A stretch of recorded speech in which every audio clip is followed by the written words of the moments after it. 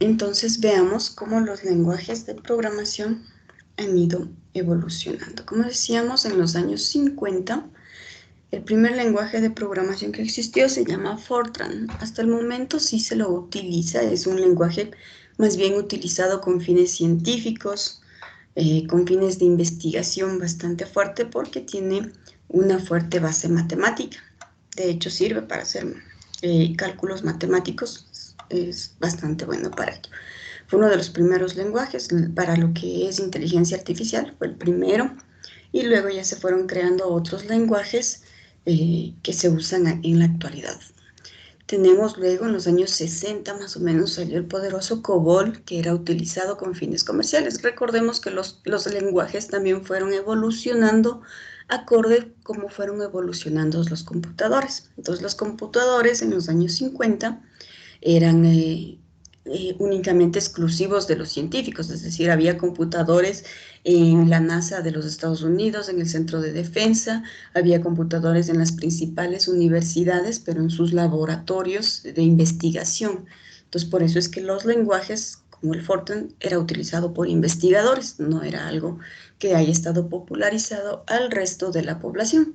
En los años 60 fue cuando ya surgieron los computadores, seguían siendo, pero los mainframes, computadores bastante grandes, del tamaño de un cuarto y cosas así, y empezaron a ser utilizados por grandes empresas, ¿no es cierto? Las empresas como la Coca-Cola, como empresas gigantes a nivel mundial, empezaron a invertir ya para ya no tener sus registros o para tener gran parte de sus transacciones en computadores. Entonces COBOL fue uno de estos lenguajes que se encargaba de programar en estos grandes mainframes. O sea, por eso es que COBOL, por ejemplo, no es que yo pueda hacer un programita en mi casa para trabajar con COBOL, porque COBOL está hecho para estos grandes mainframes, para trabajar.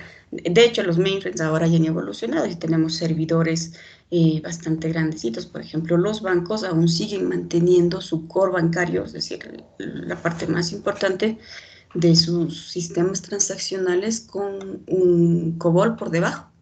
Y el resto de capas de transaccionalidad que tienen siguen poniendo otros lenguajes de programación.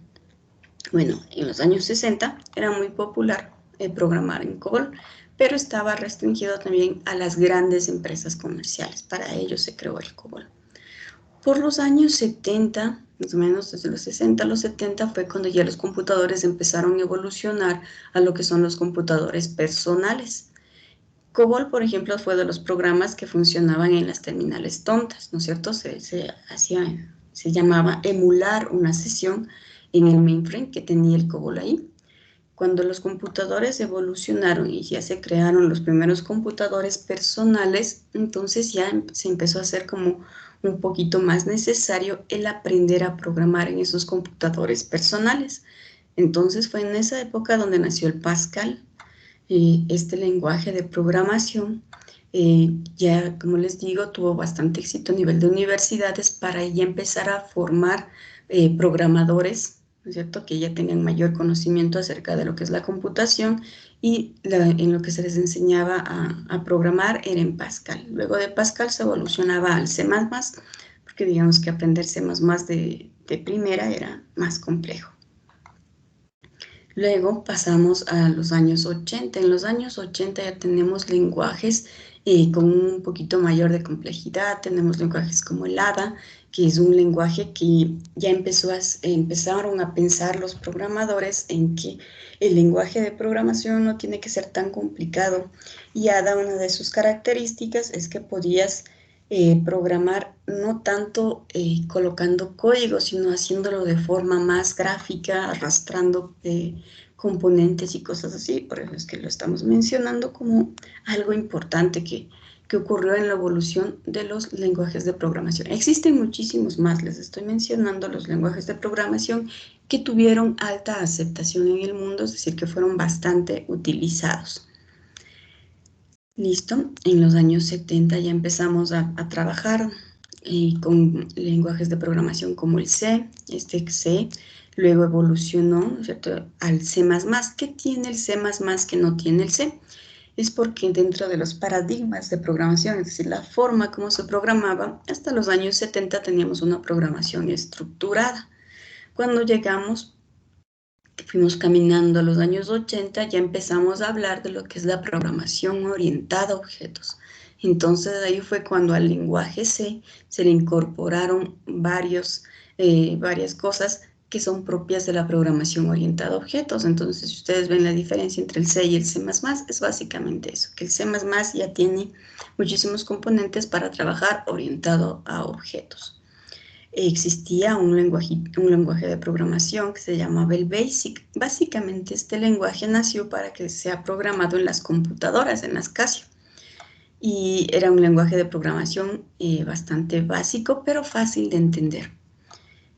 Por ahí es que el BASIC, Microsoft lo tomó y empezó a transformarlo en el Visual Basic, que es un lenguaje que no era tan poderoso en esos tiempos. Por ejemplo, comparar el C++ contra el Visual Basic, pues el C++ te permitía hacer cosas impresionantes, como manejar directamente todos los periféricos, era bastante poderoso para eso. El Visual Basic no podías hacer eso, lo que al Visual Basic te tocaba hacer es esperar que alguien cree, por ejemplo, digamos que tú querías hacer un programa que interactúe con los puertos de tu computador, y en los puertos de tu computador colocábamos las unidades de entrada, como un escáner, como una máquina especial, y eso tú con el C podías trabajar directamente, leer del puerto, mientras que con el Visual Basic no podías. ¿Qué necesitabas hacer en Visual Basic? Que alguien cree un componente, una DLL, un API en C, que se encargue de hacer esa interacción con los componentes, con los periféricos de tu computador,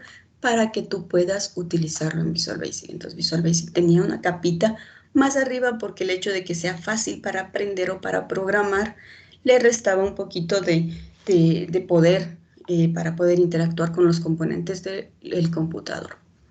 Java ya es una mezcla entre, bueno, tiene Java la Virtual Machine, que por debajo tiene componentes en C, tiene librerías en C, ¿no es cierto? Y Java lo que hizo fue quitar la parte un poquito peligrosa del C, ¿no es cierto? Porque en general ocurría que los programadores no liberaban bien la memoria. Entonces digamos que ahí se creó ese paradigma que creabas un programa, empezaba a funcionar bien al inicio y con el transcurso de las horas iba trabajando durante todo el día.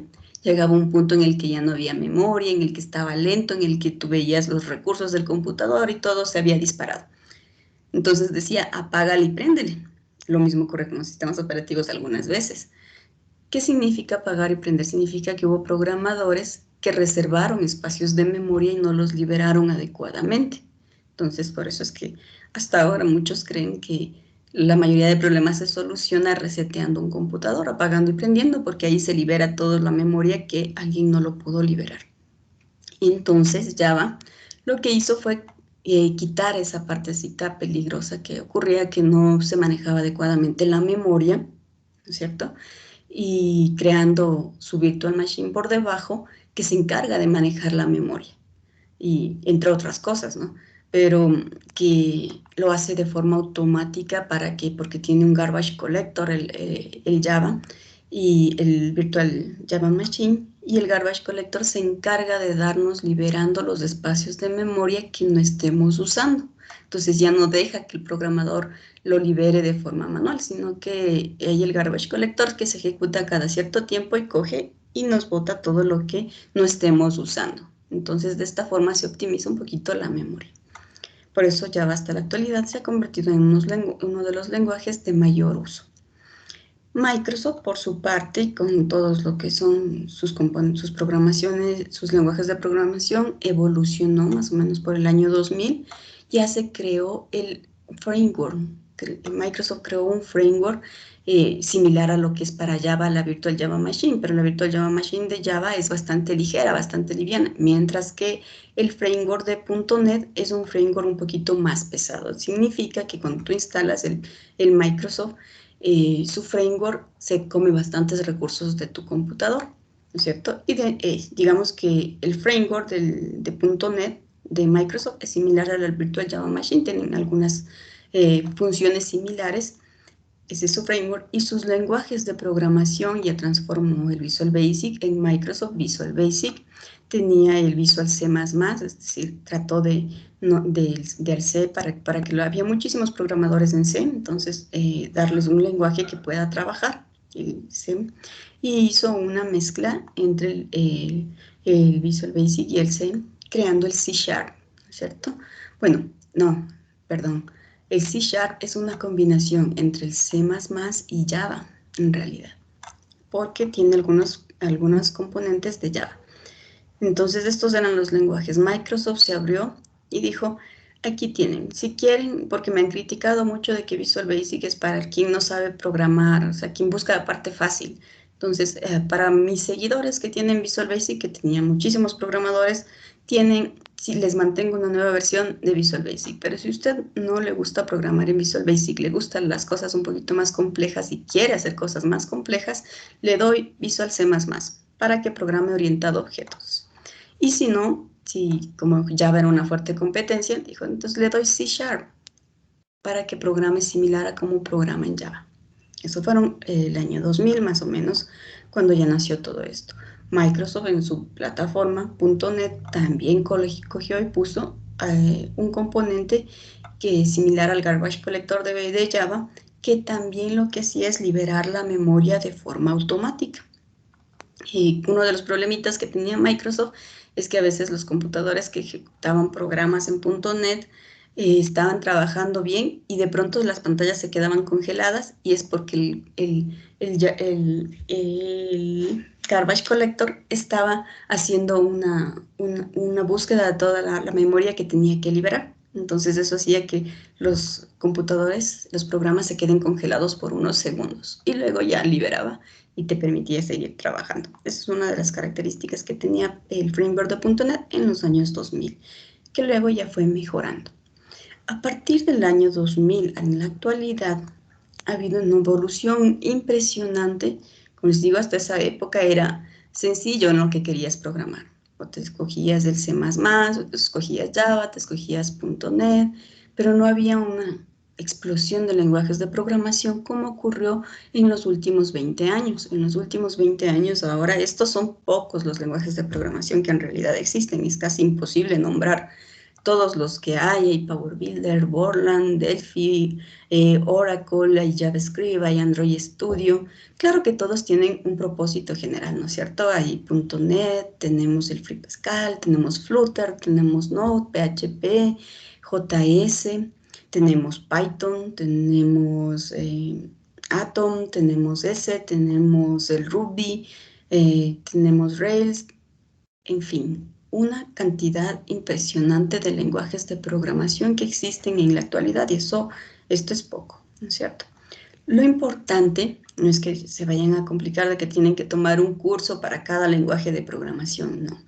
Nosotros en lo que nos vamos a enfocar, si bien vamos a utilizar como lenguaje Java, les puedo garantizar que si usted aprende Java a programar bien, pasarse a cualquiera de estos otros lenguajes le tomará unas 2 semanas conociendo la sintaxis específica que tiene cada lenguaje, y usted ya lo que tiene que saber es aprender a programar, a estructurar bien un programa, a generar buenos algoritmos, y luego ya el lenguaje pasa a ser algo secundario, algo que se aprende con un par de semanas leyendo un poquito acerca de, al menos ahora en Internet existen tantos recursos que nos enseñan cada uno de estos lenguajes, si es que fuese ese el caso que usted de pronto quiere aprender a programar en Flutter. Entonces tiene que seguirse o revisarse un par de videos donde está la sintaxis. Pero lo importante es aprender a programar. Inicialmente nosotros antes a uno le enseñaban a programar de forma estructurada. Con ustedes vamos a iniciar a programar de forma con programación orientada a objetos, porque es la base de muchos de estos lenguajes de programación, que no es muy complejo.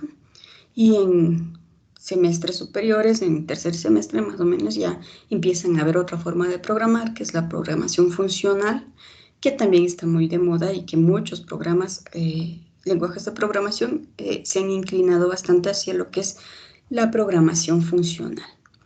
Veamos, si nosotros vemos un ranking del año 2019, por ejemplo, tenemos cuáles son los lenguajes de programación más utilizados. Tenemos con Python, que es uno de los lenguajes de programación más usados, con casi un 30%. ¿Por qué Python se ha hecho tan popular? Porque Python es uno de los lenguajes pioneros en lo que es la inteligencia artificial. Entonces, digamos que la inteligencia artificial es lo que está más en cambio, en evolución y lo que la gente quiere aprender en estos momentos. Java está en segundo lugar, ¿no es cierto? Tiene casi un 20% de utilización a nivel mundial. Esto significa que su crecimiento no está creciendo mucho en la cantidad de usuarios que tiene, sino que ha disminuido un poco en año con año. Python significa que va en crecimiento, que recién se está empezando a utilizar y va en crecimiento esto. JavaScript es una versión que es utilizada para programar para el web, ¿no es cierto? Casi tiene un 8%. Tenemos C#, un 7%. PHP es más o menos bastante un lenguaje utilizado para programación para el web, ¿no es cierto? 6.32%. El C y el C++ aún tiene un 6%. R es otro lenguaje de programación parecido al Python que se le utiliza para inteligencia artificial, pero debido al crecimiento de Python, R ha quedado un poquito de lado porque Python es más fácil, más utilizable, ¿cierto?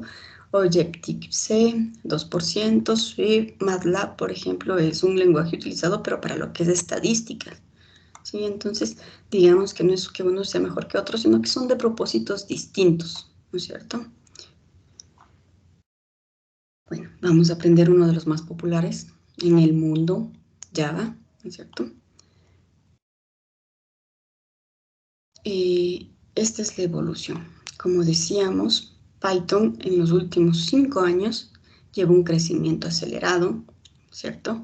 En semestres superiores, después más o menos del cuarto semestre, usted va a aprender Python en la universidad, en su carrera, así que no se preocupe, va a aprender el lenguaje que es más popular en el mundo.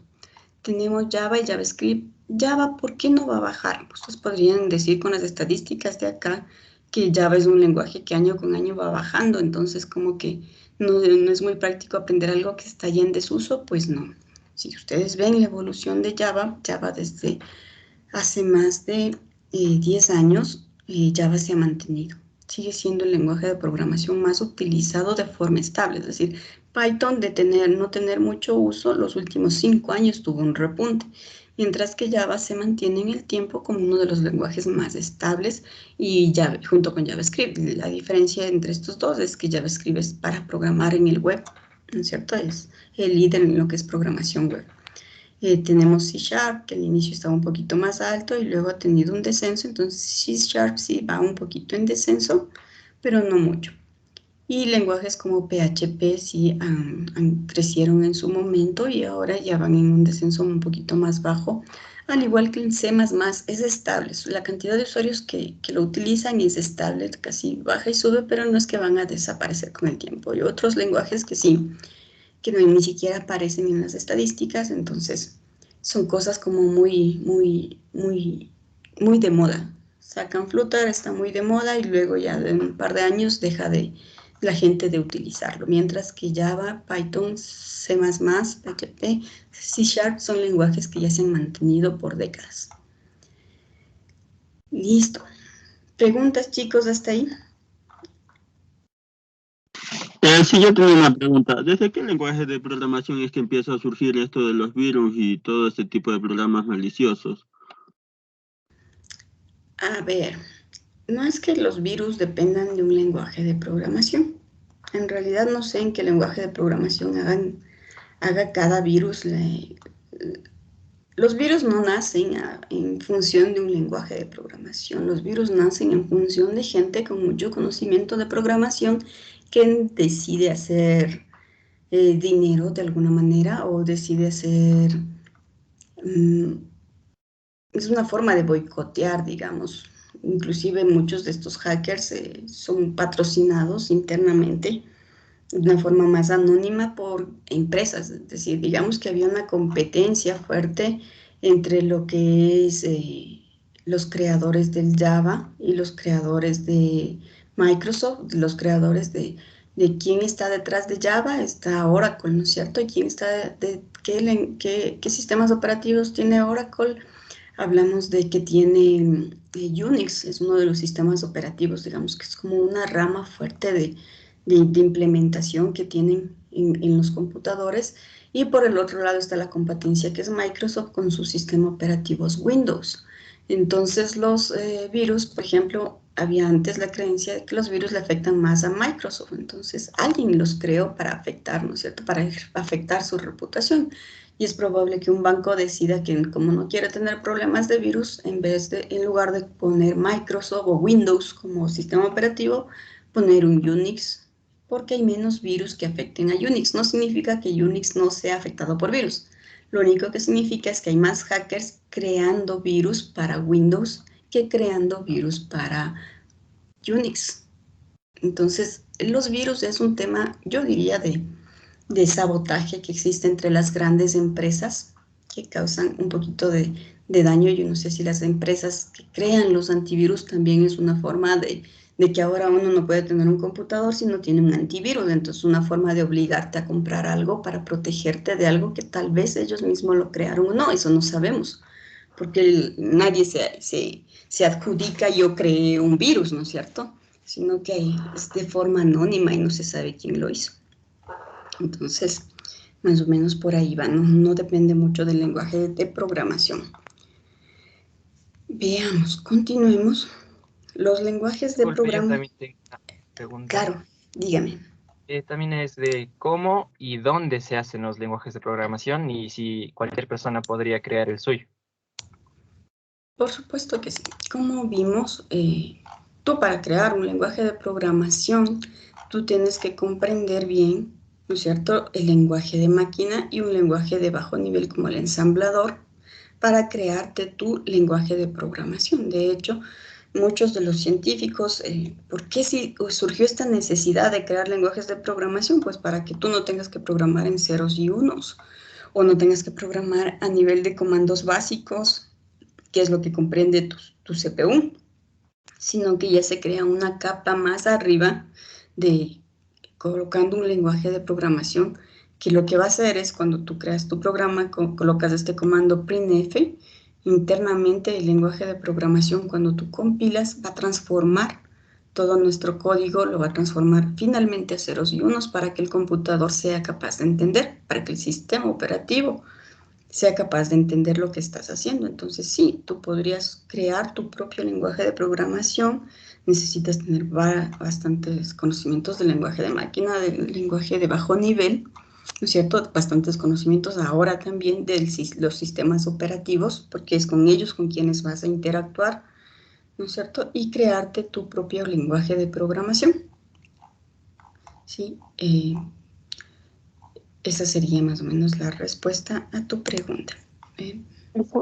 Yo una preguntita, Vicente. Claro, dígame. Ya, por ejemplo, basándonos en el rating de cada década, ¿cuál sería el lenguaje de programación que esté a la par? O sea, que sea más estable en todas las cuestiones que engloban un lenguaje de programación. O esencialmente cada uno debe tener una funcionalidad distinta. Bueno, como habíamos visto, no son muy comparables. Es decir, pese a que Java es uno de los lenguajes, ¿no es cierto?, más populares, tiene un propósito, ¿no es cierto? En general en Java se crean aplicaciones de propósito general. Usted puede crear programas con fines comerciales, puede crear videojuegos, puede crear lo que mejor le parezca, es de propósito general. JavaScript pero es para crear, Java es utilizado para crear programas como que de alguna manera que trabajen en local, es decir, que trabajen en tu computador. JavaScript es un lenguaje de programación utilizado para programar para el web. Eso es un entorno distinto, entonces yo digo que estos dos no es que compitan, se complementan. Depende de un programa para qué quiero yo hacer. Y Python es un lenguaje de programación muy utilizado en lo que es inteligencia artificial. Entonces JavaScript, nada que hacer con inteligencia artificial. Python tiene todas las librerías que facilitan esas tareas. Entonces no es que estos lenguajes de programación compitan entre sí y cuál es el mejor. Depende para qué quieres hacer, qué estás haciendo, qué programa de qué quieres hacer. Ok, que depende del fin con el que con que se utilice. Exactamente. Si tú quieres hacer un programa para el web en Java, difícil. Tienes que utilizar JavaScript. Listo. Ok, A claro. ver. A los 3 chicos que me hicieron preguntas, por favor, sus nombres. Diego Rendón. Diego, ¿qué? Rendón.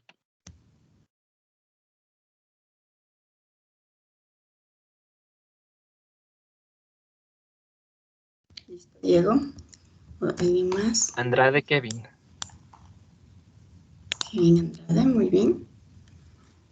Bravo José Luis. Bravo, ¿me dijiste? Sí, sí, Bravo Solórzano. Ya, José Ronaldo dice en la lista. Ajá. He escuchado José Luis. Listo, ya están los 3 chicos que hicieron las preguntitas. Continuemos un poquito hacia los lenguajes de programación. Tenemos lenguajes de programación que son intérpretes. ¿Qué significa que un lenguaje de programación sea intérprete? Tenemos lenguajes de programación que son compiladores y los traductores que son una mezcla entre los dos. Actualmente el lenguaje de programación que nosotros utilizamos es un lenguaje de programación compilador. ¿Por qué? Porque ya lo van a conocer al Eclipse y al Java. ¿Qué significa ser un lenguaje de programación compilador? Significa que yo escribo el código fuente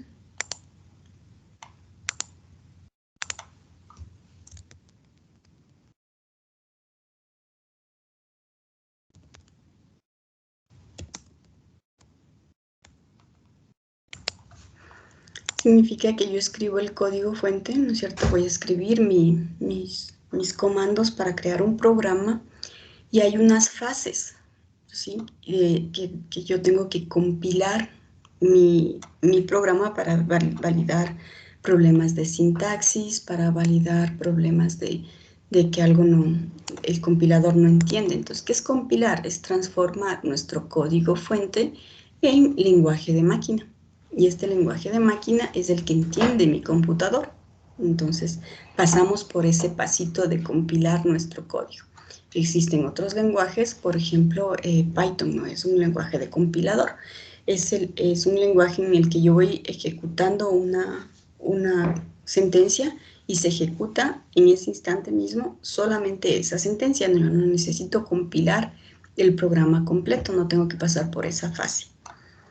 Pero nosotros trabajaremos Eclipse y Java es un lenguaje de compilación.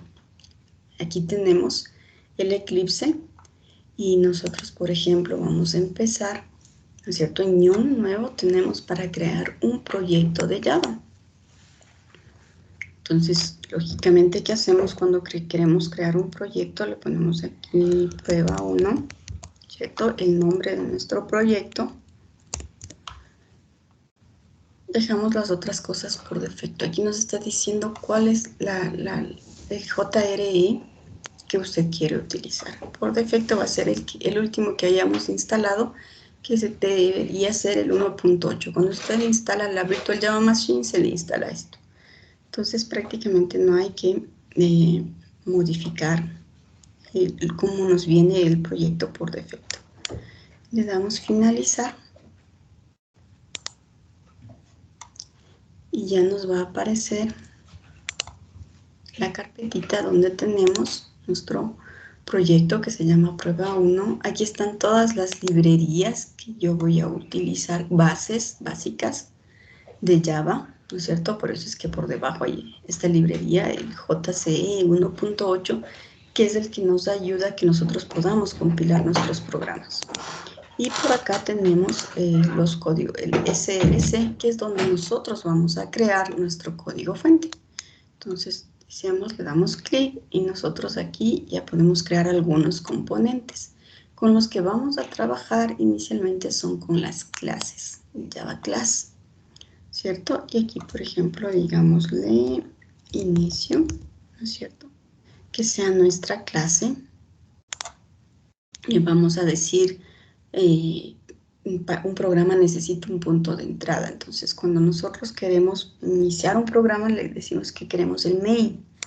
El main es desde donde la Virtual Java Machine inicia la ejecución de un programa. Entonces, mi programa puede tener muchísimos componentes, pero necesito que tenga esto, que es el main. El main es el punto de entrada para que desde aquí inicie la ejecución de todo mi programa, ¿no es cierto? Entonces yo aquí puedo escribir varios comandos, ¿no es cierto? Y luego al finalizar de escribir mis comandos, yo me voy a esta opción.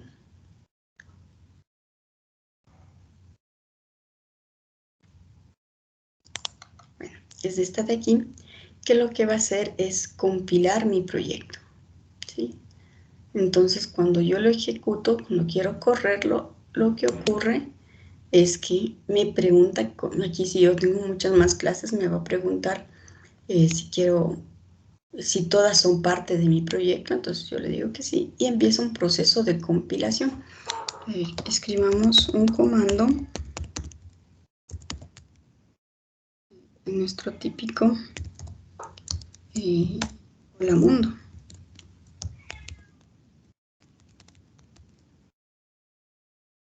Entonces, una vez que compilamos, se ejecuta y empieza una compilación. Bueno, en este caso, como es algo muy cortito lo que estoy haciendo, pues aquí me va a dar un listado de todos los problemas que yo tenga en mi código fuente. Esa es la etapa de compilación, ¿sí?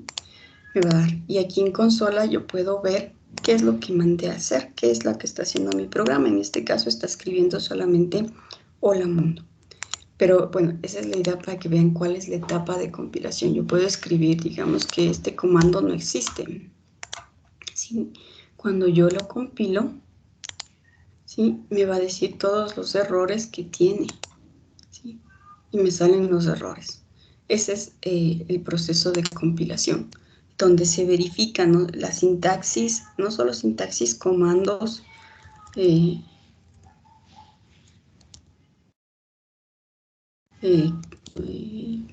comandos y todo lo que necesitamos tener para que nuestro programa se ejecute correctamente. Entonces, hay lenguajes que no necesitan hacer esta compilación, porque si usted tiene muchas librerías, lo que se hace es se compilan toditas al mismo tiempo, esa fase de compilación.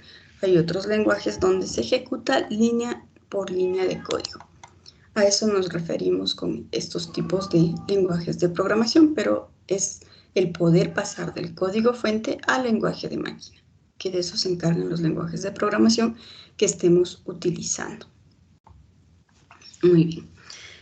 En los sistemas intérpretes, ¿no es cierto?, lo que se hace es una traducción de alguna manera. Vamos a traducir la primera sentencia del programa al lenguaje de máquina. Se detiene la traducción y se ejecuta la sentencia. Sí.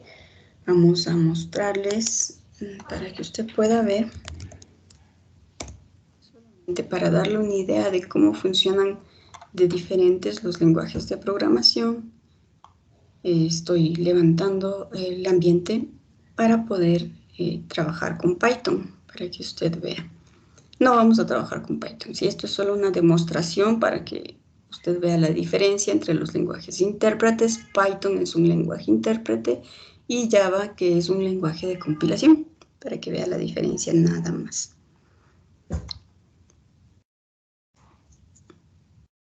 Dice que no se vaya a asustar.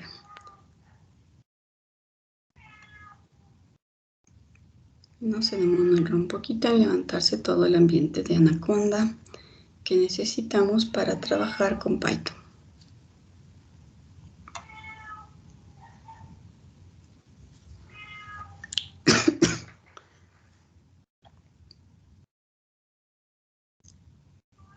Bueno, mientras vamos entendiendo cómo funciona el intérprete. Como dices, traduce la primera sentencia al lenguaje de máquina, es decir, convertimos las sentencias en lenguaje de programación que nosotros hemos escrito, se traduce al lenguaje de máquina para la ejecución solo de una liñita y se ejecuta en ese instante esa sentencia. Luego se traduce la siguiente línea y se ejecuta esa línea. y así sucesivamente hasta terminar el programa. Así funcionan los intérpretes, es decir, no necesitamos transformar todo nuestro programa al lenguaje de máquina y luego para ejecutarlo.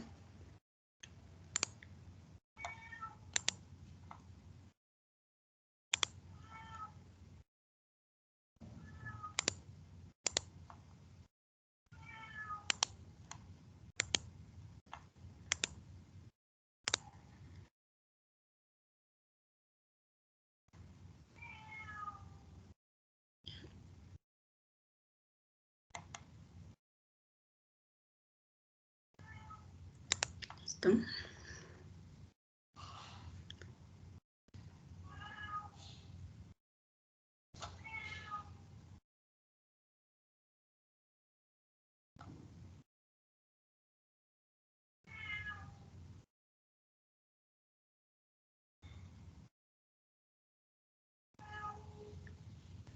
Estoy levantando una interfaz que se llama Jupyter Lab. La interfaz, como ven, por ejemplo, este programa funciona en una interfaz. Se me crea como una especie de dirección URL, como si estuviese en el web, aunque está en mi máquina local. Pero tiene una interfaz muy similar a lo que es la programación para el web. Este es el Jupyter Lab y se trabaja con Python. Aquí tenemos Python y digamos que nosotros vamos a imprimir un comando.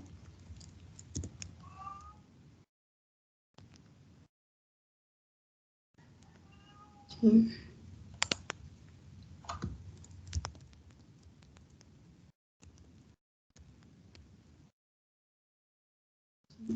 En este lenguaje no existe algo que compile todo el programa y solo al final me permite ejecutarlo, sino que como es un lenguaje interpretado que dice línea por línea se transforma, se va a traducir. Lo que yo escribí se traduce al lenguaje de máquina y se ejecuta. Entonces cuando yo le doy clic aquí, solamente se acaba de ejecutar esta línea, ¿sí? Esta de acá no, inclusive podría tener yo errores y no pasa nada, esta línea igual se ejecuta. ¿Sí? Y luego llega acá y esta sí tiene un error. ¿Sí? Si no, esta también se ejecuta. ¿Sí? Esto es un lenguaje de programación interpretado, donde no se hace la traducción de todo el lenguaje, de todo el programa a un código de máquina. De hecho, este siempre va a ser esta extensión y así funcionan los programas en Python. Es un lenguaje interpretado que se ejecuta línea por línea, se traduce esta línea el lenguaje de máquina y se ejecuta. Por eso ya me sale acá el resultado de lo que estoy haciendo. Esto es un lenguaje interpretado. Si nosotros regresamos a nuestro Java, digamos que yo aquí tengo el error del punto y coma, no estoy cerrando con punto y coma, que Java necesita que yo cierre con punto y coma, pues esperaríamos que se ejecute la línea de arriba y si funcionara igual a Python, ¿no es cierto? Se ejecuta la línea de arriba y no la de abajo, pero Java cuando compila me va a decir que hay un error y no se ejecuta ni siquiera la línea de abajo. Java solo se va a ejecutar cuando todo el programa haya sido compilado, cuando todo el programa está compilado y no tiene errores y cuando pasa esa fase de compilación, entonces se ejecuta todo completo. Esas son las dos diferencias entre los lenguajes de programación interpretados y compilados. ¿Sí? Entonces solo abrí para eso, para que ustedes puedan ver el intérprete, cómo funciona, como el Python es intérprete, y mientras que el compilador realiza todo este proceso, digamos. En el intérprete tenemos el programa fuente, hay un intérprete que se encarga de traducir y ejecutar línea a línea. Mientras que en el compilador tenemos un programa fuente y el compilador tiene que transformar el programa fuente completo a un programa objeto, ¿sí? Y solo cuando ya está el programa objeto, entonces sí se ejecuta nuestro programa. Esas son las dos diferencias entre intérprete y compilador.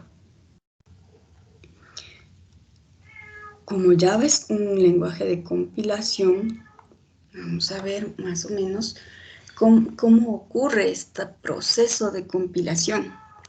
Es decir, nosotros tenemos, digamos, el código fuente de nuestro programa en Java.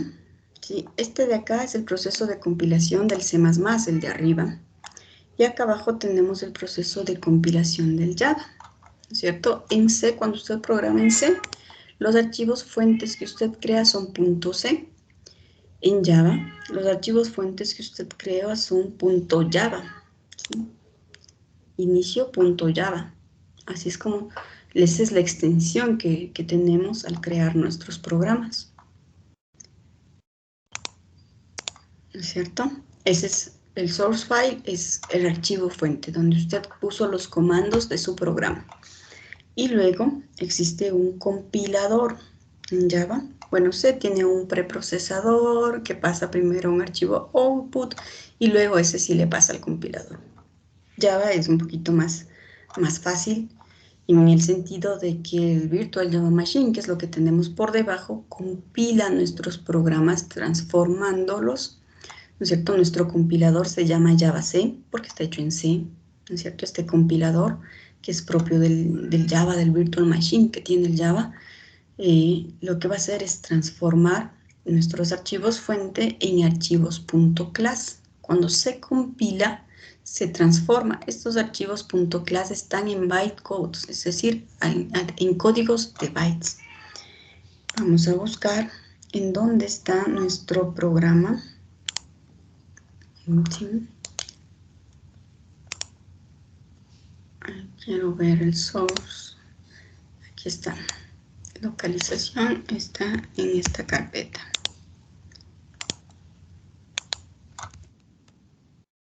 ¿Sí? Ahí está mi programa, ¿no es cierto? Aquí es donde están todos mis programas de Eclipse. Que yo creé esta carpetita, la programación 2021, y ahí está mi programa 1.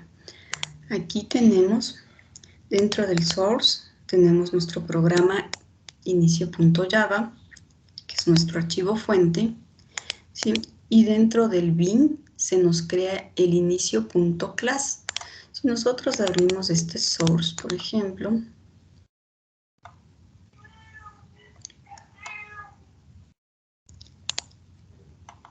con el no queremos siempre, sí, ahí está, es justo lo que yo programé desde el Eclipse, ¿no es cierto? Está el código que yo creé, ese es mi archivo fuente. Pero si me voy al bin, y a este le voy a hacer lo mismo, ¿sí? Como vemos, es código que nosotros no entendemos mucho. Este lenguaje, ¿no es cierto? Main, algunas instrucciones, ¿sí? Para programar, es lo que se encarga de hacer mientras se compila y se pasa del archivo .java al archivo .class, ¿no es cierto? Y con todos estos comandos, esto es lo que entiende el sistema operativo y luego va a transformarlo al lenguaje de máquina para que, esto ya es lenguaje de bajo nivel, para que el computador pueda entender y ejecutar mi programa. Entonces esas son las fases por las que pasamos. Y luego, ¿quién ejecuta estos archivos class?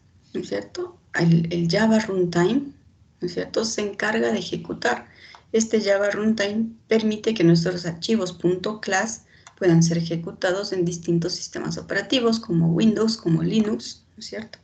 Es una de las ventajas de Java, que no está casado con el sistema operativo, sino que el Java Runtime se encargará de ejecutarlo dependiendo del sistema operativo. Entonces, como vemos, el Java Runtime es una capa que está sobre el sistema operativo y el archivo class que está generando es un archivo que el sistema operativo lo puede entender. Veamos cómo funciona en el C. En el C tenemos los archivos fuente que son .c, hay dos fases, digamos, hay un preprocesador que se encarga de todo lo que es sintaxis, de que hayas cumplido con todos los elementos de sintaxis y entonces te genera un archivo temporal, temp.c. Y luego el compilador ya es el que se encarga de enlazar, porque tú puedes estar usando bibliotecas, librerías, ¿no es cierto? Y esas librerías se encarga de enlazarlas y las compila y les genera un programa objeto. Y este programa objeto es .object, ¿no ¿no es cierto? Y luego tiene otra frase de linker. Este linker lo que hace es coger muchos comandos del sistema operativo y generar un programa que el sistema operativo ya entienda directamente y genera un archivo ejecutable, un .exe. Y luego este archivito .exe se puede ejecutar en cualquier sistema operativo. Bueno, pero aunque la fase de link, como ahí se está enlazando con el sistema operativo, yo ya debía haber hecho, si yo compilo un programa en C en Windows, se hace un ejecutable para Windows. Si yo quisiera que funcione para Linux, entonces yo tengo que modificar mi linker, instalar todo mi ambiente en Linux y ahí hacer toda la fase de procesado, compilación y linker para que se ejecute, se cree mi exe. Entonces, por ejemplo, nosotros cuando tenemos todos los programas que tiene el Windows, ¿no es cierto? De alguna manera, ahora ya están todos en el System 32. ¿Dónde están los exe?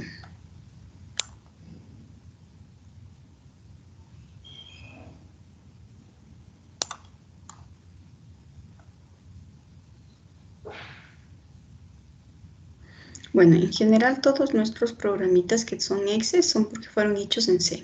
Entonces C se encarga de todas las fases para que nosotros podamos ejecutar los programas que vienen en .exe. Si uno ve en realidad este de aquí, por ejemplo, yo quiero verle al explorador.exe y no me deja.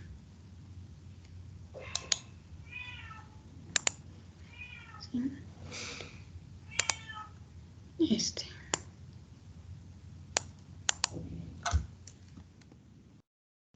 Estoy en taskbar. Ahora ya le he sabido quitar por defecto. Bueno, quería mostrarles los archivos .exe que se generan en C y se ejecutan, ¿no es cierto? Porque ya están linkeados, ya están compilados, ya están preprocesados. En Java siempre vamos a necesitar de la Virtual Java Machine, que es la que se encarga de ejecutar nuestros programas class, ¿sí? Entonces siempre vamos a necesitar. Si usted tiene un programa class y no tiene instalada la Virtual Java Machine, no va a poder ejecutarlo, porque es de ella quien se encarga de hacer este procesito de link y ejecutar su programita. En fin, nosotros quedémonos con esta partecita de aquí abajo, de que los programas Java, el Java C, se encarga de compilarlos y generar nuestros archivos .class que están en bytecodes, y estos, la Virtual Java Machine, es la que le va a ejecutar a esos programas, ¿no es cierto? Entonces, ¿cómo desarrollamos típicamente en Java? Tenemos nuestro editor, existen varios editores, ¿no es cierto? Entre los más populares está el Eclipse, el NetBeans. Entonces, nosotros vamos a trabajar con Eclipse. Este editor se encarga de compilar y generar el editor generará nuestros programas .java, ¿no es cierto? Como lo vimos. Y luego cuando le compilamos se crea el compilador, el Java Compiler, que se llama el Java C, ¿no es cierto? Transforma nuestros archivos Java en archivos de bytecode que son .class, tal como lo vimos. Es como va a funcionar el Java. Y luego la fase de carga, que significa que nuestros archivos .java, nuestros archivos .class, perdón, se encarga de colocarlos en la memoria principal de nuestro computador para que pueda ser ejecutado. ¿Sí? Y luego ya cargamos, verificamos que está todo bien a nivel de bytes y el intérprete se encarga de ejecutar nuestro programa, ¿sí? Este verificador de código de bytes confirma que todos los códigos de bytes sean válidos y no violenten las restricciones de seguridad que tiene Java, ¿sí? Entonces, para que tenga un manejo eficiente de la memoria. Porque podría ser que alguien me modifique el archivo .class, ¿no es cierto? Y por eso es que hay este verificador de código como una siguiente fase. Pensé que aquí el compilador le generó el class, este class podría estar dañado o yo puedo modificar, como le abrí con el Notepad, y agregar unos códigos adicionales. Entonces, por eso es que en esta fase, en la que ya se carga el class a la memoria, este verificador de código vuelve a validar que el código generado, el bytecode, esté correcto y entonces sí lo ejecuta. Así funciona. Entonces, para la ejecución nosotros tenemos el Virtual Java Machine, ¿no es cierto? Y lo que va a hacer es estos códigos de bytes, los archivos class que nos generó, con ayuda del compilador, que es parte del Virtual Java Machine, se encarga de ejecutar a nivel de código de máquina nuestro programa, de forma que el computador entiende y entonces tenemos el resultado ya que en consola fue imprimir. Así es como funciona. El compilar el JIT es justo a tiempo. Es decir, coge y realiza la compilada y la generada del código de máquina. Esa es la explicación un poquito a detalle de todo el proceso de desarrollo que ocurre, que parece un poco largo, pero es todo lo que ocurre cuando escribimos nuestro programa y le damos el botoncito verde y ¡pam! Ya nos aparece el programa. La Virtual Java Machine, aunque aquí se vea como todo un proceso grande, es transparente para el programador. Si usted solo se encarga de realizar en el editor su programa, luego le da el botoncito verde y la Virtual Java Machine se encarga de hacer todo esto y a usted ya le da el resultado de acá, así. Entonces, si bien es cierto, estamos viendo esta parte para comprender cómo funciona el Java, ¿no es cierto?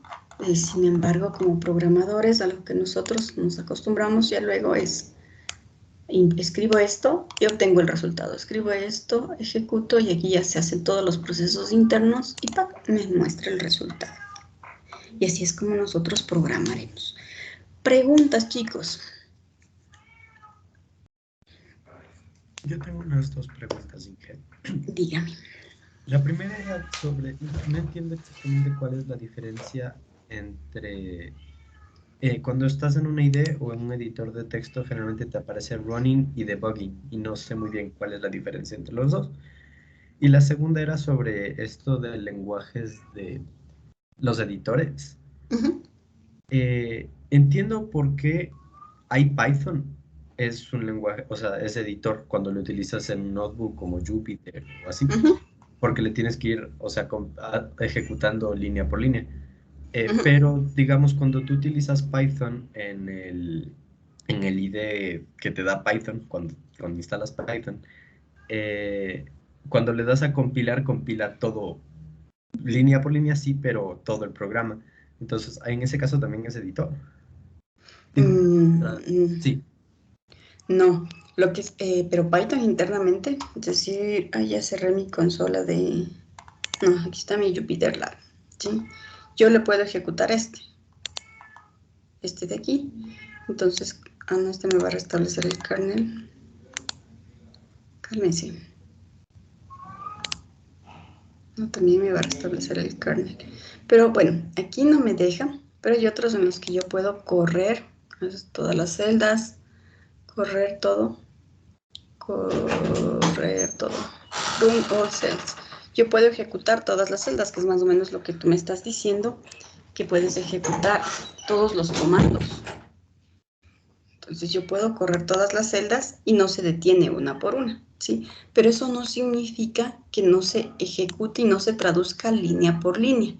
De hecho, yo puedo tener aquí un error, igualito yo le digo corra todas las celdas y se ejecuta la primera y me da resultados la primera. Entonces, eso demuestra que es un programa intérprete y de hecho lo es, ¿no? Python es intérprete, se ejecuta línea por línea. Línea por línea se compila, se transforma, ¿no es cierto? Y se ejecuta. Mientras que esa es la diferencia con este de acá, que este no va a generarme el archivo .class, no me genera mientras todo esté correcto. Puedo tener programas larguísimos y mientras todo esté correcto no se va a dejar no me va a generar el .class. Cuando todas las líneas de código están bien, ahí me genera el .class. Que esa sería la principal diferencia entre los intérpretes y los compiladores. Ya, la otra pregunta que tú dices del run y el debug. el run es correr todo nuestro programa, ejecuta, se compila y generas el archivo .class. Cuando haces debug, lo que estás haciendo es una especie que sirve para que los programadores se den cuenta en dónde les está dando la línea de error, ¿no es cierto? Entonces vas ejecutando, pero se genera el class completito, pero tú no sabes qué es lo que está pasando y quieres, probablemente tengas algunos cálculos y tú no sabes en dónde está calculando mal. No es que haya un error de sintaxis porque no va a compilar hasta que todo esté bien. Sin embargo, en la ejecución de tu programa, tú tienes variables, estás asignando valores y algo se te está perdiendo. Entonces, cuando tú estás en modo debug, lo que te permite es ver los valores que tiene cada variable para que tú digas, aquí entró bien, calculó bien, sí, acá está mi error. Entonces, el modo debug lo que te ayuda es para hacer una depuración de tu programa y que te des cuenta en dónde tienes el error, no un error de sintaxis, como te digo, porque no te va a dejar compilar, no puedes hacer debug hasta que compiles completo, sino errores de lógica de programación. No sé si ahí respondí tu pregunta. Sí, Inge, y una última, perdón, que le moleste. Dame tu apellido. Jaramillo, ¿cuál es la diferencia entre consola y terminal? Porque al menos en el IDE que yo ocupo están los dos separados, entonces no entiendo si son diferentes o van por la misma línea.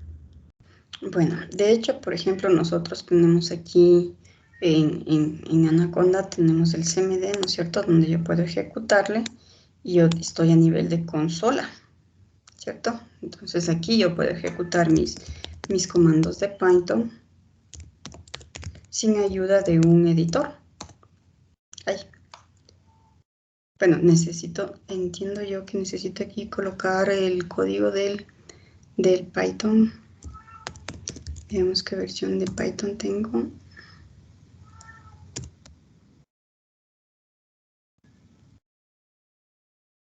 No está levantado, entonces no puedo. Esto entiendo yo que es a nivel de consola, pero cuando tú trabajas con el Lab o con el Jupyter ya te están levantando una interfaz en la cual tú vas a trabajar, ¿cierto? Como el Jupyter Lab, entonces ya se encarga de levantar todo el kernel y este kernel es el que yo puedo restablecer si es que algo no me está funcionando bien o algo ya modifiqué, porque en el Python es muy fácil modificar comandos esenciales, ¿no es cierto? Yo puedo transformar la definición del integer dentro del Python sin ningún problema y luego ya le dejo dañado a los integers. Entonces, en ese caso, yo por eso puedo restablecer el kernel para que vuelva a funcionar como debería. Pero tú me decías, ¿cuál es la diferencia a nivel de comando, el nivel de comando y de terminal? En Java nosotros no tenemos, o sea, ¿qué es para nosotros la consola? Porque nosotros ahorita estamos programando en un modo consola, que significa que si ejecutáramos nuestro programa no desde aquí, sino desde digamos, desde el Windows, es como estar esto que fuese el DOS, ¿no es cierto? Como si hiciéramos CMD. Y aquí nos va a aparecer, si ejecutamos nuestro programa, se ejecutaría con una ventanita negra y aquí nos aparece, hola mundo, bienvenidos, a nivel de consola. Esto es la consola, así es como estamos creando. Pero luego ya en Java uno puede crear componentes gráficos, ventanas, botones, etcétera, y crear aplicaciones tipo Windows. Entonces, por eso es que en Java nosotros tenemos esta consola. En programación 1 nosotros vamos a aprender programación de consola, porque estamos aprendiendo los conceptos básicos de lo que es la programación. Ya más adelante, ustedes vendrán ya la programación en Java ya no de consola, sino de Windows, ¿no es cierto? Con ventanitas, botones, etcétera, que es un poquito más chévere. Así funciona el Java. En Python, en cambio, tú tienes programas que son, bueno, yo en realidad he trabajado con los notebooks para que sean ejecutados desde el notebook, porque ahí yo puedo poner una explicación de lo que estoy haciendo y luego ejecutar las líneas de código. No sé si por ahí te respondí. Sí, Inge, muchísimas gracias. Ya, chicos. Listo. ¿Más preguntas? ¿Alguien más? Yo tengo una pregunta. Profe, yo tengo una Profe, pregunta. perdón. Yo, profe. A ver, vamos a las manitos. Ya. Entonces tenemos una pregunta de Kevin, una pregunta de Freddy, de Kevin Vladimir, de Darío y de Jordi. Les vamos a dar el paso a los 5, uno por uno. Empecemos por Kevin. Profe, perdón que le interrumpa. ¿Cuál es la diferencia que existe, por ejemplo, en la programación de Java, que es en programación lineal, ¿no? Donde nosotros tenemos ahí nuestra consola, con lo que son la programación en diagramas de flujo? Por ejemplo, como Raptor, que es para crear los videojuegos en 2D, pero de lo más básico, a diferencia de lo que es Java. Ya, ¿cuál es la diferencia? Depende del lenguaje de programación. Java, ¿no es cierto? Nosotros tenemos el editor y aquí vamos construyendo. Como tú ves, este es un lenguaje de programación que se basa en comandos. Es decir, yo tengo que ir, al menos inicialmente, voy construyendo mi código creando comandos. Sin embargo, existen programas que son más gráficos y que lo que nos ayuda es que yo puedo programar de una forma más gráfica, arrastrando ya componentes que me dan haciendo muchas cosas. Inclusive sin saber mucho programar, yo puedo arrastrar. Entonces, al Raptor que tú me dices, no lo conozco, pero me imagino que es algo parecido a eso. Entonces, dependiendo del lenguaje de programación, hay programas que son hechos para programar para niños, por ejemplo. Entonces, no es exactamente que un niño sepa lo que está programando, pero puedes arrastrar. Yo me acuerdo, le vi a mi hijo que cuando era pequeñito, unos 10 años, le enseñaban a programar así en la escuela. Entonces, tenía un programa que él iba arrastrando. Él no sabía que lo que estaba haciendo es un if. Lo que sabía es que cuando arrastraba un icono, se generaba uno que le decía, si esto se cumple, váyase por aquí o se vaya por este otro caminito. Entonces, era, digamos, es un programa que lo que te ayuda es que aún sin tener muchos conocimientos de programación, te permite crear algún aplicativo, algún juego, alguna cosa más o menos para los juegos, para los niños, creo que están un poquito más orientados. ¿No es cierto? Pero estás programando a un nivel mucho más alto porque ni siquiera los comandos básicos de programación estás utilizando. Java no funciona así. Java funciona que tú crees, digamos que con Java tú podrías crear programas como el que están usando luego, ¿sí? Para crear juegos. Existe ya, más adelante ustedes verán, programas como el Unity que son especiales para crear videojuegos, ¿no es cierto? Hay programas especiales igual para crear programación gráfica donde tú pones elementos en 3 dimensiones, ¿no es cierto? Entonces tú arrastras una esfera y le das algunos comandos para que la esfera pueda rotar, pueda tener esa configuración de en 3 dimensiones que se le vea como un sólido que brille y etcétera. Entonces tú ya no programas la esfera desde cero creando línea por línea dibujando, sino que ya existe un componente esfera que lo arrastras y lo pones. Entonces más adelante ustedes sí van a conocer todos esos programas que por debajo tienen que llegar al C, ¿no es cierto? Al C, al Java, que hay debajo, hay instrucciones básicas de control.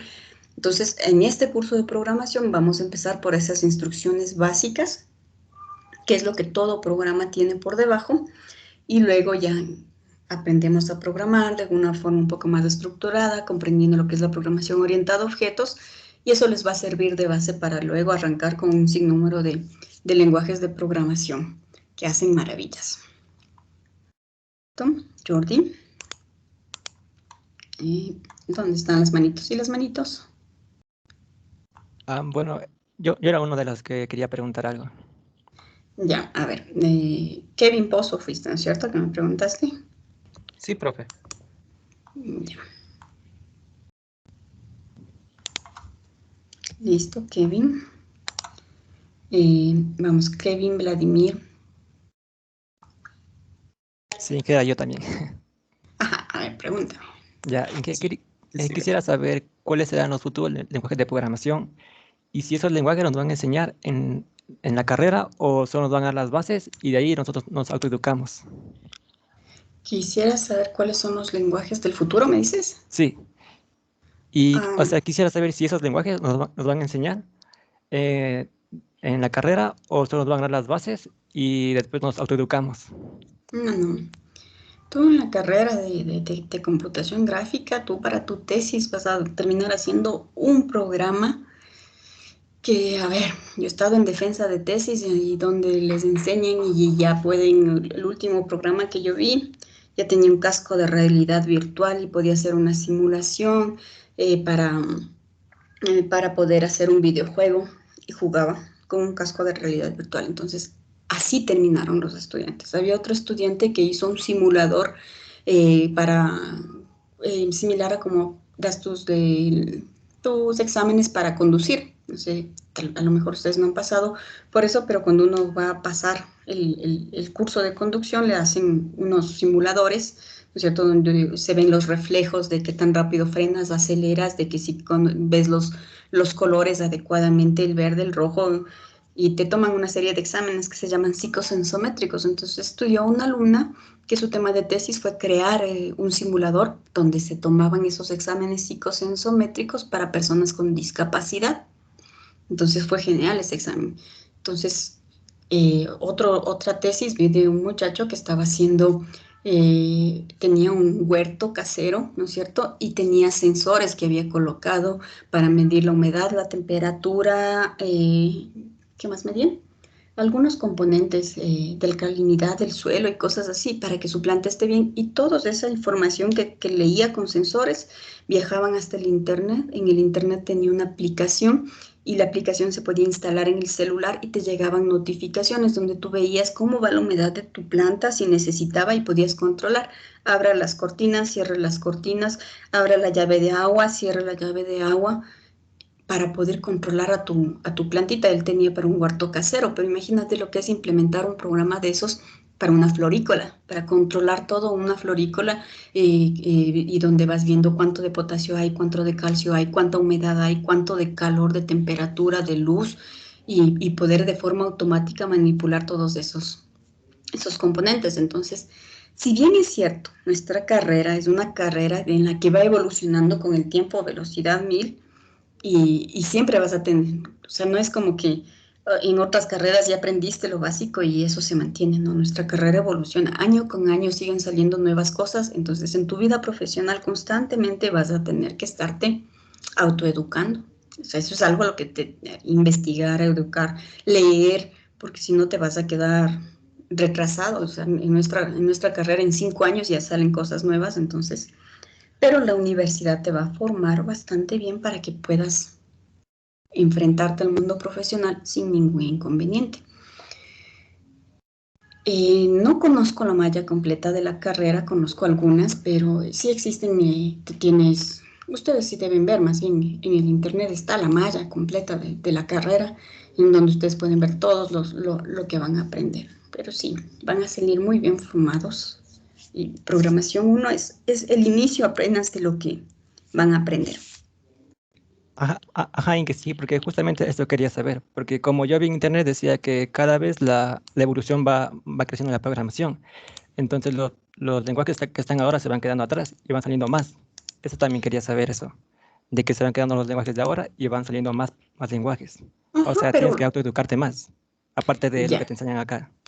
Sí, pero por ejemplo, aprender a programar en Java ya el resto de lenguajes es, como te digo, sí autoeducarte, pero 2 semanas. No es como aprender a programar desde cero.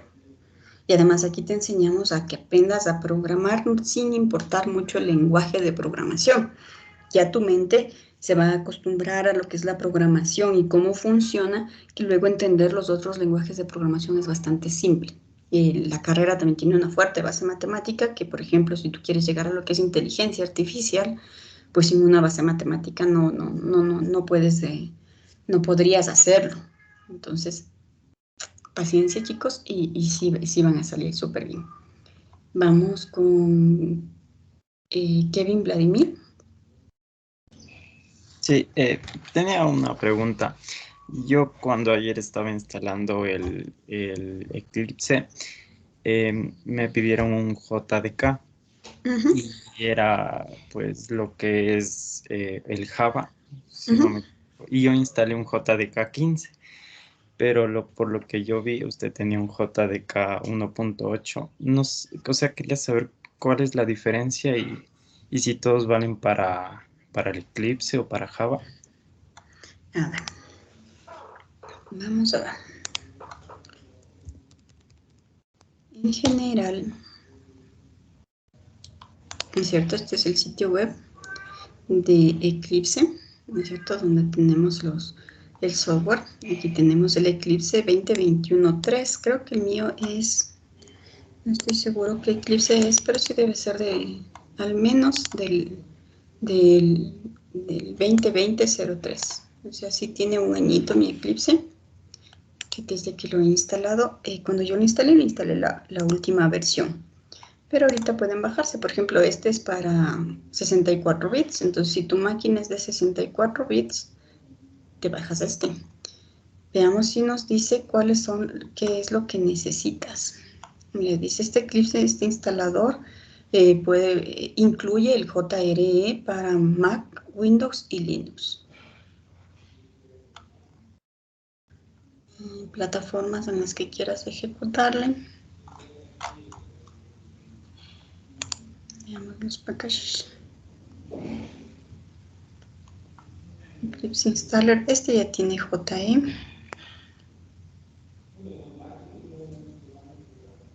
Y todo lo que viene dentro, ¿cierto? Y ya te vienen ya con componentes para trabajar en el Java y en el web. Eclipse inclusive es un IDE que te permite programar en más de un lenguaje, es decir, este IDE funciona full para lo que es Java, ¿no es cierto? Pero también puedes programar en C, en C++, puedes programar en PHP, puedes programar en Java, ¿no es cierto? En C++, para algunas cosas puedes utilizarlo el Eclipse, pero a nosotros lo que nos interesa es el Eclipse para Java. Pero cuando tú te bajas de este completito, entiendo yo que ya te estás bajando con todo. De hecho, por ejemplo, si yo cojo aquí, le doy File, New, un Project. Bueno, no creo que tenga instalado, ¿no es cierto? Solo tengo para Gradle, para Maven, ¿no es cierto? Y para Java. Sí, yo no tengo instalado para todos los lenguajes de programación. Yo instalé exclusivamente para Java mi Eclipse. Pero el rato que tú estás instalándote, ahí te va a decir qué nomás quieres instalar. Y este ya viene con el JDE. Y en los requerimientos te debería decir que Java, que Virtual Machine necesitas.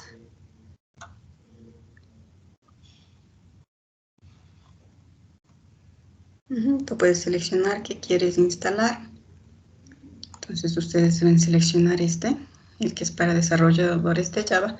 Pueden instalar todo, pero eso hace que, sobre todo si tienen un computador que está un poquito corto de recursos, entonces no es recomendable instalarse todo porque de momento no lo van a usar. Probablemente en semestres superiores sí ya necesiten instalárselo, otras opciones, pero para nosotros, y el segundo semestre, ustedes únicamente necesitan el IDE for Java. Entonces así se instalan lo más pequeño que pueden y con eso no necesitan utilizar muchos recursos de su computador que no van a usar de momento.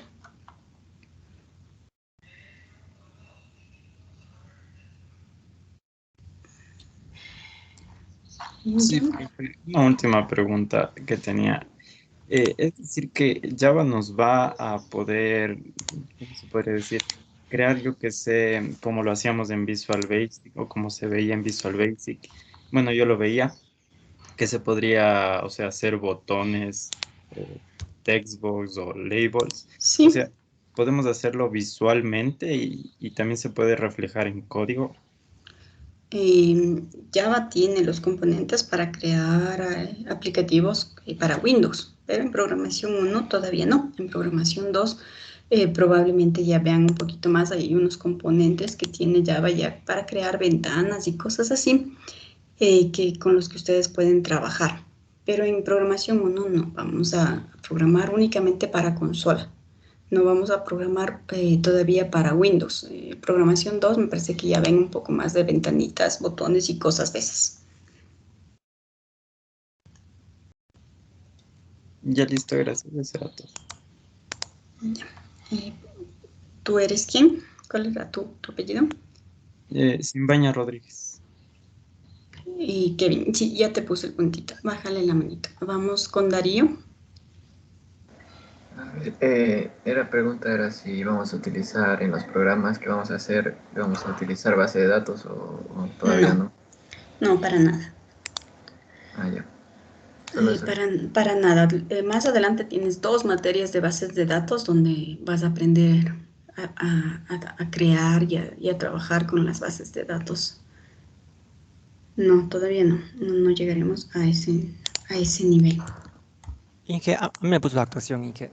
¿Cuál es tu apellido? Chamba. Ah, ya me puse de acá. Bueno, gracias, Inge. Disculpe la molestia. No te preocupes. Ya baja la mano, Darío. Vamos, Kevin Andrade. ¿Ya Sí, mi preguntaste?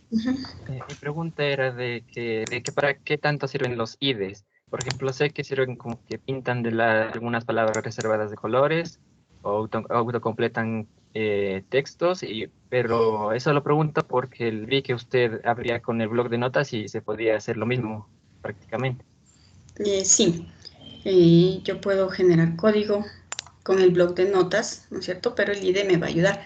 Pero sin IDE en Java tú no puedes compilar. O sea, puedes crear el programa fuente y llamarle en el notepad.java, ¿no es cierto?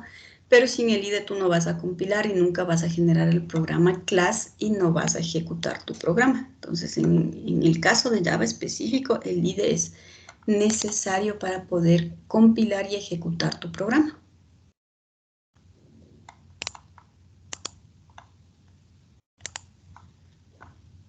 Nada, aparte que te va a ayudar, ¿no es cierto? Por ejemplo, digamos que escribiste mal algo por aquí, ¿sí? Te da ayuditas.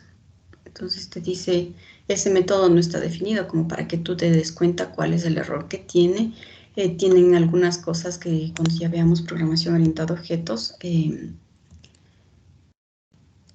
te da creando un poquito de código, un poquito, pero sí te da creando, sí tiene algunas cositas para poder crear un poco de código que ya es bastante como los getters y los setters, que es bastante genérico su uso. Entonces le dices pero ahorita no tenemos una clase que tenga métodos y atributos, por eso no me deja.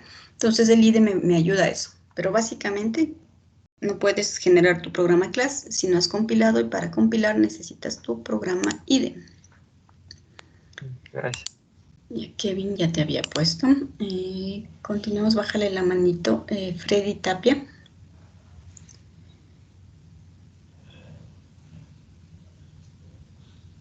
Freddy, ¿tu pregunta?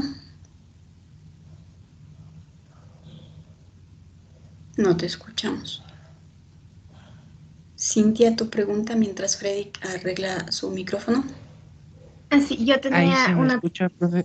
Sí, ahí sí. Ya, espérame un ratito, vamos a escucharle a Cintia y de allá regresamos contigo, Freddy. Cintia, vamos. Ya. Acerca de cuando hagamos nuestra presentación de la tesis, podemos crear un programa relacionado a cualquier tema, a lo que nosotros queramos. Sí.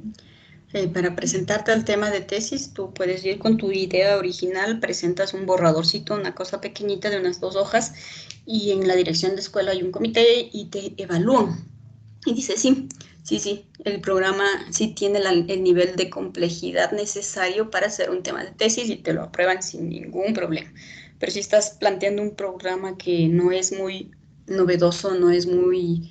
donde en la tesis tú tienes que demostrar todos los conocimientos, ¿no es cierto? Aplicar todo lo que te han enseñado. En general vas a aplicar cosas que te han enseñado en los últimos semestres, que es donde más se ve lo último, ¿no es cierto? Entonces tú aplicas esos conocimientos en un programa. Si pones una tesis muy simple, probablemente te digan no, está muy sencillo, no es suficiente. Hay otras veces en las que se reúnen un grupo de profesores y dicen, yo tengo un tema de tesis, y se les propone a los estudiantes. Entonces dice, aquí hay algunas ideas de tema de tesis, vea si usted quiere, y tal profesor es el que va a ser el tutor, entonces usted puede optar por ese tema de tesis que un profesor tiene una idea. Entonces les presentan un listadito y en general los alumnos suelen pelearse por lograr tomar esos temas que ya están preaprobados, digamos, ¿no es cierto? Entonces un tema que ya está preaprobado, probablemente te guste lo que están planteando los profesores, O si no, tú con una idea tuya súper original y tú puedes hablar con un profesor y decirle, profe, tengo esta idea, quisiera usted apoyarme siendo mi tutor. Y entonces el profe te conoce el tema y te dice, sabes que no te puedo apoyar mucho porque yo no conozco de lo que tú quieres hacer. O sí, yo soy experto en lo que tú quieres hacer y sí te puedo apoyar, entonces puedo ser tu tutor. Y te presentas y te van a aprobar. Ya, muchas gracias.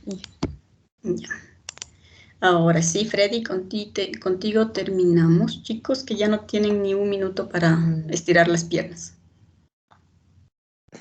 Profe, mi pregunta es, ¿cómo sabemos qué comando utilizar para cuando se programa o existe alguna lista de comandos con lo que hacen o cómo se hace los comandos?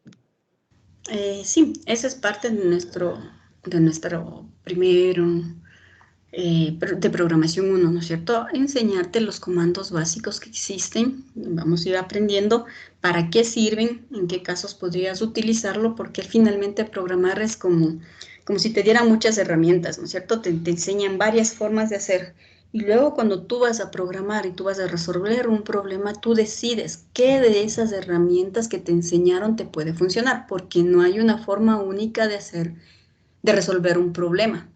Por eso es que la programación es algo tan personal que copiar código se nota porque cada quien tiene su forma de resolver. Tenemos muchas herramientas, muchos comandos, ¿no es cierto? Y usted decide con cuál le gusta más trabajar.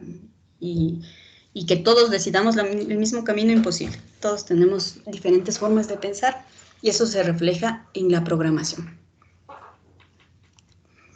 Listo, chicos. Que tengan un buen día. Nos dio las 9 de la mañana. Nos vemos en nuestra siguiente clase. Muchas gracias, profe, que le vaya bien. Que les vaya bien también. Gracias, profe. Hasta luego. Hasta luego. Buen día.